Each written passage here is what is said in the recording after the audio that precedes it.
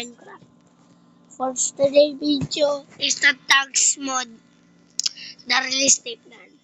But everyone needs to take some every reloading.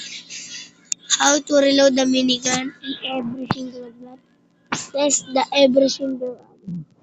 But in translated version 1.0 and 1.02, you need one minigun,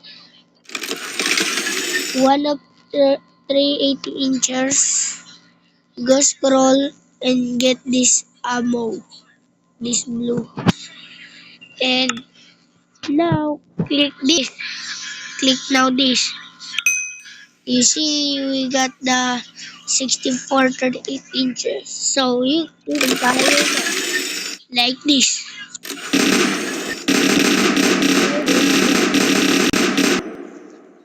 They have percent of overheating.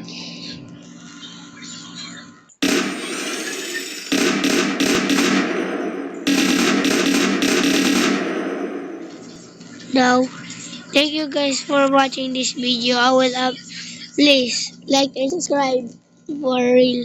Bye.